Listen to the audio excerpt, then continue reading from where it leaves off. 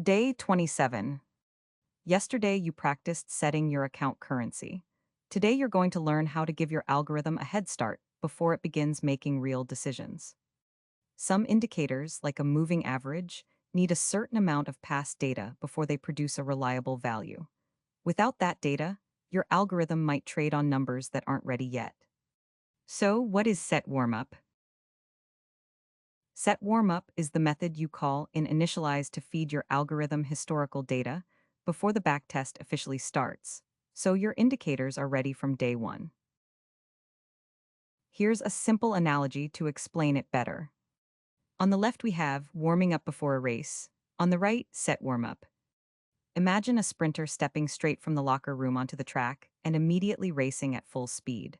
Cold muscles, no stretching, no preparation, the first sprint of the day is rarely their best. A proper warm up beforehand means they're ready to perform the moment the gun fires. The warm up here says, don't expect peak performance from something that hasn't had time to prepare. Set warm up works exactly the same way.